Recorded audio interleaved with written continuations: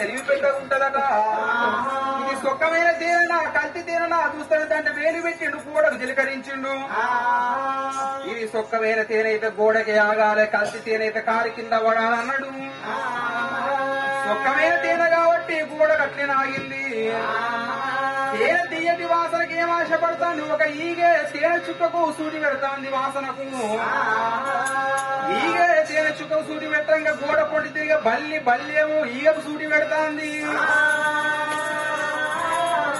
బల్లి ఈగకు సూటి పెట్టంగా సూరు పొంటి తిరిగే ఎలుకేమో బల్లికి సూటి పెడతాంది. ఎలుక బల్లికి సూటి పెట్టంగా తన ఇంట్లో ఉన్నది పిల్లి ఏమో ఎలుకకు సూటి పెడతాంది. ఈ ఎలుకల దగ్గర ఉన్నది షికారి కుక్క, ఈ షికారి కుక్కనేమో పిల్లికి సూటి పెడతాంది. ఈగ వచ్చింది తీర చుక్కపై పడ్డది, పల్లి వచ్చింది అలాంటి ఏమో ఈగను పట్టింది. ఎలుక వచ్చింది పల్లిని పట్టింది. పిల్లి తినేది కదా వెళ్ళిపోయింది, అలాంటి ఏమో పిల్లి ఎలుకను పట్టుకొని ఫోన్ చేస్తాంది. షికారి కుక్క ఊకుంటుందా, ఇది పోయింది పిల్లి మెడలు పట్టింది, దగ్గర దింపింది, నాలా కొట్టింది, పుణ్యపేం తిరుగుతాంది. సావుగారి బాగా చూసుడు నా కొడుకులు లేక బిడ్డ లేక సాదుకున్న ఈ పిల్లిని ఎక్కడి నుంచో కుక్క వచ్చి అలాంటి నా పిల్లిని చంపదా అన్నాడు. ఇంటికి పోయిండు, రోకల మాట తెచ్చిండు, కుక్కను కొట్టి కుక్కను చంపిండు. ఒక్క ప్రాణం చేయబట్టి ఎన్ని ప్రాణాలు పోతాయో చూడండి. కుక్క ఎప్పుడు చనిపోయిందో ఎవరు చూసినా, ఏరికలైనా బాగా చూసిండు. వామ్మో నా షికారి కుక్కని 10,000 ఇస్తానని ఇయ్యలేదు.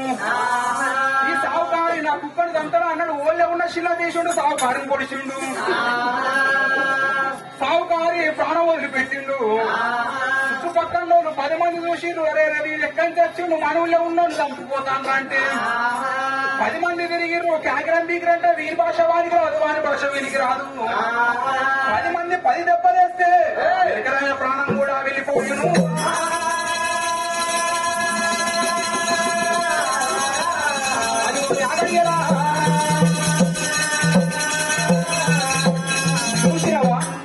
తేనె చుక్క ఏంది, తేనె చుక్క బిషాది ఏంది. ఒక్క తేనె చుక్క చేయబట్టిగా ఎన్ని ప్రాణాలు పోయినాయో చూసావా. ఆడ స్త్రీ కూడా అలాంటిది. అంటే ఆడ స్త్రీలు తేనె చుక్క లాంటివి అంటారు. దానికి నేను ఒక భాష చెప్తాను, ఎందుకు తెలుస్తున్నా. ఆడవారు అందంగా ఉంది కదా అని సొల్లు గారుకుంటూ తిరిగే మగవారు చాలా మంది ఉంటారు. ఆడది రోడ్డు పుట్టి పోయి చూసుకొని పూలు పెట్టుకొని అద్దం పట్టుకుపోయిందనుకో అంటే చూసుకుంటారు. కానీ మగవాడు ఎంత స్పీడ్ గా ఉన్నా కూడా ఆడదాని మనసులో ఉంటుందని కలుగుతుంది. అందువల్ల ఎంతో మంది మగవారు గడ్డాలు పెంచుకొని సొల్లు వారుకుంటూ పట్టాది కాశీకి వెళ్లి అఘోరలై బతుకుతున్నారు. దానికి ప్రేమ కలిగిందా? కలలేదు. చిక్కగా ఏం చేశారు, అఘోరలయ్యారు. శటాకోటి లింగాలలో నువ్వు ఒక బోడి లింగాన్ని ప్రేమదానం ఇస్తావా, ఆయన మాట తప్పవా? ప్రేమ అనేది ఉన్నది మరీ లేదు, ఆయనకు సమాధానం కాస్తూ ప్రేమదానం ఇస్తావా అయ్యవా? బ్రాహ్మణ కుల మందులా తరగతి నిర్మించినట్టి పౌరుల్ని సురపతి శాపము పొందనే ఆర్య ఇరవుగానే మధ్య తన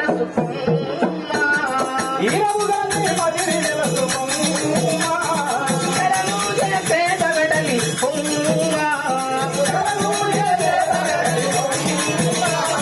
కారుని బొమ్మలకు వస్త్ర భూషణములు ధరించుగా కనపడదా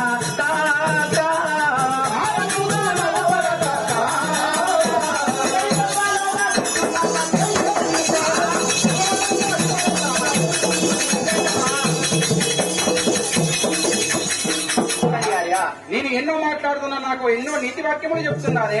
ఒక మాట ఏమి, మనం బస్సుకి వెళ్తున్నాము, బస్సులో బట్టలు కొట్టుంటుంది. ఆ దర్జాతను ఏం చేస్తారు తెలుస్తున్నా, ఒక చెక్క బొమ్మను తీసుకువచ్చి దానికి వస్త్రములు కట్టి భూషణులు కట్టి ఆ షాప్ ముందు పెడతారు. ఎందుకంటే గిరాకీ రావడం కోసం. ఆ చెక్క బొమ్మ ఎంతో అందంగా ఉంటుంది, దాన్ని చూసి చాలా మంది గిరాకీ వస్తారు. ఈ మానవుడే ఉందయ్యా, సొమ్ములు కట్టుకొని ఎన్ని అందంగా ఉన్నా కూడా అందమే నాకు కొడుతున్నాను. ఎలా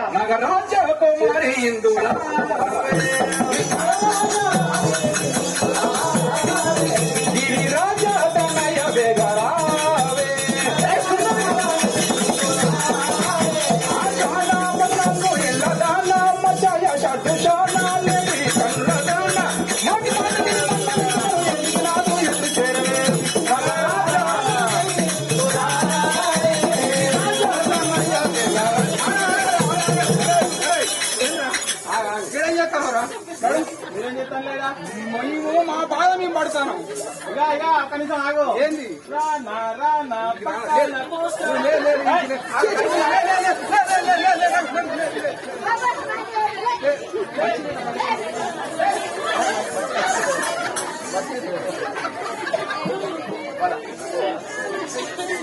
నాగరాజ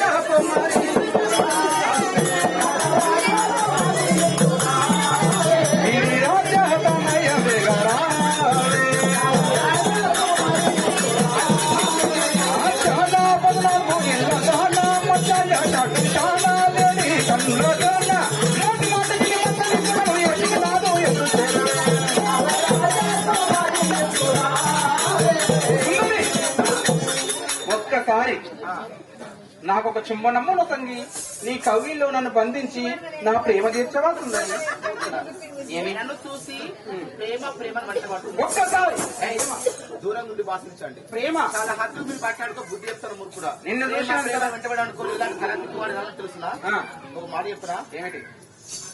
కుండలు వేరు వేరుగా ఉన్నా కూడా బంగారం అంత ఒకటి. సొమ్ములు వేరు వేరు ఉన్నా కూడా ఏంటి బంగారం అంత ఒకటి. కొన్ని పరుపు కవర్ నల్లగా తెల్లగా ఉన్న వాటిలో దూకి మొత్తం తెల్లగా ఉంటాయి. ఇప్పుడు నువ్వు ప్రేమ ప్రేమ నా వెంట పడుతున్నావు కదా, మరి ఆడవాళ్ళు కొంతమంది పొడుగు ఉంటారు, కొంతమంది పొట్టిగా ఉంటారు, నల్లగా ఉంటారు, తెల్లగా ఉంటారు. నీకు కావాల్సిన ప్రేమ కదా, నువ్వు ప్రేమ తెచ్చుకోవాలంటే మా ఇంట్లో రాజేశ్వరి అమ్మాయి చాలా బాగుంది, దాని దగ్గర రాండి, నీ ప్రేమ తెచ్చుకోవాలి. చాలా మంచిది. ఎవరు ఇంటికాడ మీకు రాజేశ్వరితో ప్రేమ తెస్తావా అని కాదమ్మా.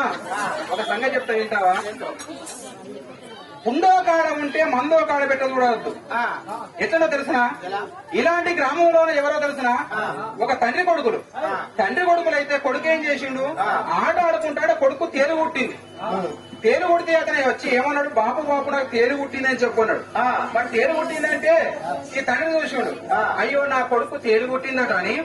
ఆ తండ్రి ఏం చేసిండు, ఆ తండ్రి డాక్టర్ దగ్గర పోయాడు, వైద్యుల దగ్గర పోయి ఆ వైద్యుల దగ్గర వెళ్లిపోయి, ఓ డాక్టరు నా కొడుకు తేలు కుట్టిందని చెప్పన్నాడు. అనగానే ఆ డాక్టర్ మందిచ్చి ఏమన్నాడు, మీ కొడుకు తేలు ఎక్కడ కుట్టిందో అక్కడ పెట్టిపో బిడ్డ అని చెప్పి డాక్టర్ మందిచ్చాడు. డాక్టర్ మందిస్తే ఆయన ఏం చేసిండు,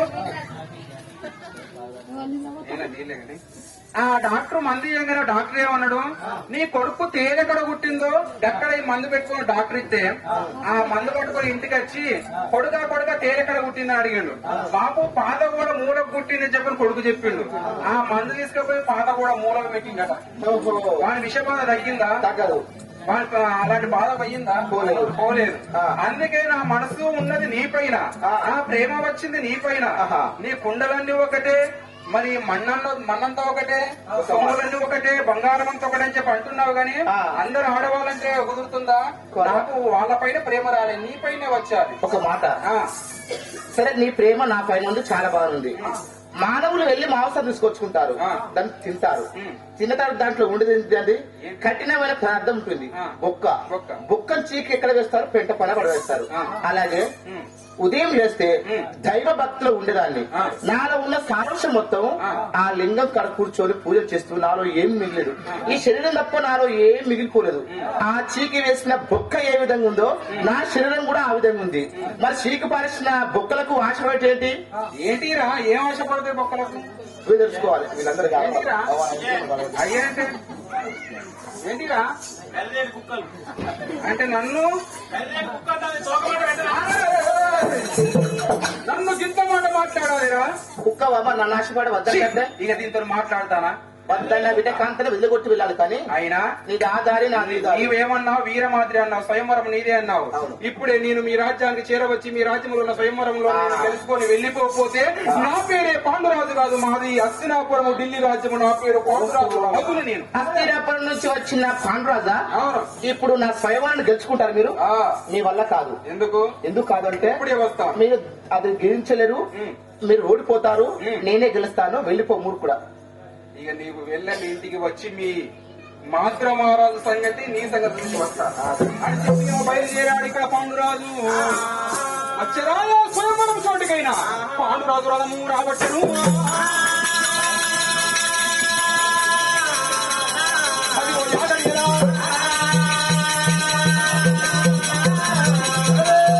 పాండురాజు చేరవచ్చాడు.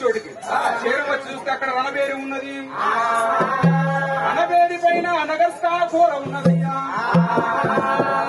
ఆ నగర్స్థాన కూర అలాంటి ఉక్కుదట 60 పుట్ల నగర్స్థాన కూర ఉన్నది. ఎవరు వచ్చిన గాని దాన్ని లేపి 1 దెబ్బ 2 దెబ్బలు కొట్టలేకపోతాను. పాండురాజు ఏమో అడిగి చేరవచ్చుండు.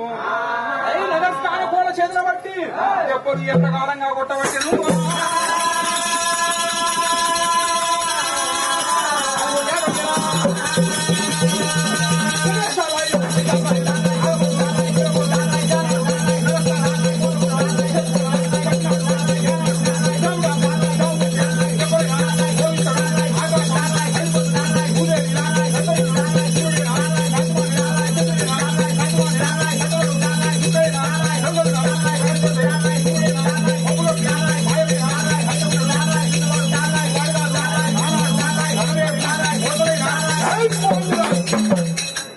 రణవేరి నగర్స్థాన కూర చేతుల బట్టి ఆగు రణవేరి దెబ్బలు ఎట్లా కొడతాండయ్యా. వెంచక 1000 దెబ్బలు, వెంచక 1000 దెబ్బలైనా డాముడాముడ రణవేరి మూతల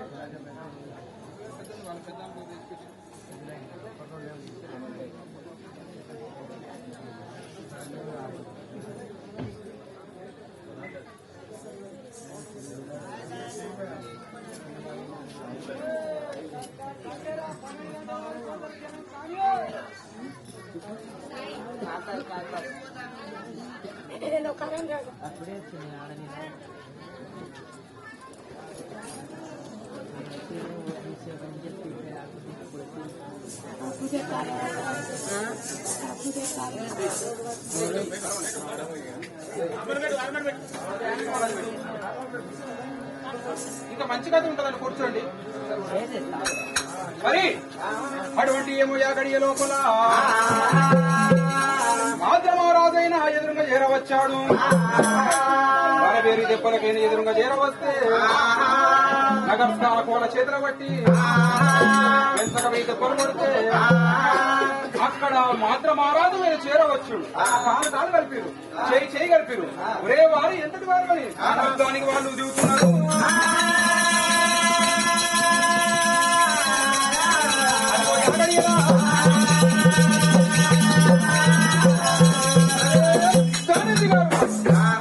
యుద్ధానికి ఎప్పుడు దిగారు?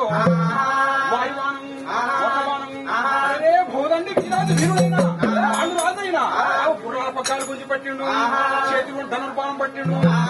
గడియ లోపల ధనుర్బాణం చేతుల పట్టి మాత్రమే ఘోరమైన యుద్ధానికి దిగుతున్నాడు.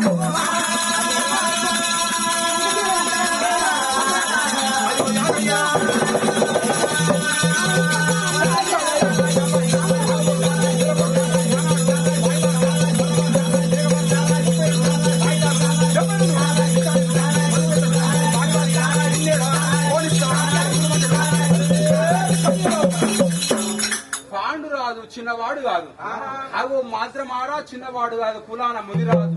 పాండురాజుకైన మాద్రమహారాజుకు ఘోరాది ఘోరంగా యుద్ధం జరుగుతా అంటే అగో ఎట్లనయ్యా? వాయుబాణం, వర్ణబాణం, మేఘబాణం, 32 ఆయుధాలు, 72 నిశానీలు. అగో మాద్రమహారాజు పైకైనా ఒక జడివాన ఏ రీతిగా కురిపిస్తాడు ఆ రీతిగా అక్కడ కురిపిస్తాడు.